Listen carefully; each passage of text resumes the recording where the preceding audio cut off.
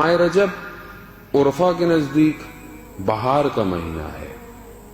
بہار کس کو کہتے ہیں؟ شکوفہ ہونا، دوبارہ زندہ ہونا، تجدید حیات ہونا۔ جو چیز مرجھا گئی تھی وہ دوبارہ کھلتی ہے، اس کے اندر زندگی آتی ہے۔ عرفہ اس کو بہار کا مہینہ کہتے ہیں۔ کیوں؟ کیونکہ روح کے کھلنے کا مہینہ رجب ہے۔ جو لوگ رجب میں محنت کرتے ہیں وہ شعبان میں اس پہ اور محنت کرتے ہیں، نتیجہ ماہ مبارک میں ان کو ملتا ہے۔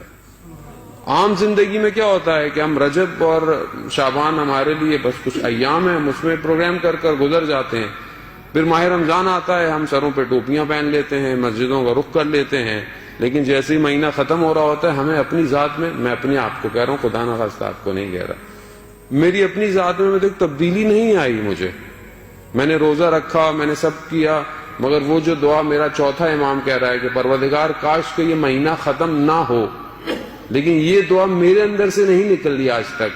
میں 40 سال کے نزدیک ہو رہا ہوں، یہ دعا میرے اندر سے نہیں نکلی آج تک کہ پروردگار کاش کہ یہ مہینہ ختم نہ ہوتا۔ کیوں؟ کیونکہ میں نے اس کی تیاری نہیں کی۔ میں کیا ہوں؟ میں کہتا ہوں کب ختم ہوگا، کب چاند نکلے گا۔ کتنا میرے میں اور سیر ائمہ میں تضاد پایا جا رہا ہے۔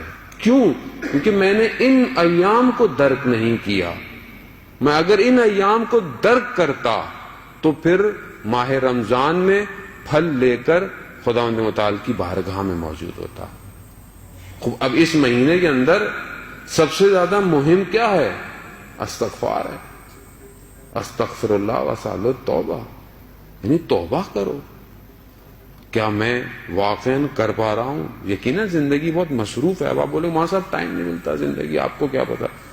مولانا صاحب کا تو کوئی کام نہیں ہوتا، کتابیں پڑھتے ہیں یا مجلسیں پڑھتے ہیں، لوگ سارے مصروف ہیں، لوگوں کے پاس سارے مصروف ہیں، تو آپ کو کیا پتا؟ جاب ہے، یہ ہے، وہ ہے۔ خود دیکھیں ساری چیزیں اپنی جگہ پر ہیں، مگر کیا خداوند متعال نے جب ہمیں خلق کیا تھا کیا وہ نہیں جانتا تھا کہ انسان آگے والا اتنا مصروف ہو جائے گا؟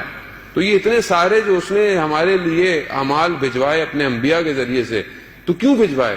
یا تو ہمیں نہیں جانتا تھا، یا تو آپ بولے کہ نہیں پروردگار کو نہیں پتا تھا کہ 21ویں سینچری میں اس فاسٹ سیزن میں رہنے والی جگہ میں ہماری زندگی بہت مشغول ہوگی۔ ایسا نہیں ہے عزیزان محترم، یہ صرف ہم اپنے آپ کو بہانے دے رہے ہیں۔ ہم چاہیں تو اپنی رفتار کو اولیاء کی رفتار کے قریب کر سکتے ہیں اگر چاہیں تو، اور نہ چاہیں تو۔ انبیاء کے دور میں انبیاء بہت کوشش کرتے رہے، لوگوں نے کچھ نہیں کیا۔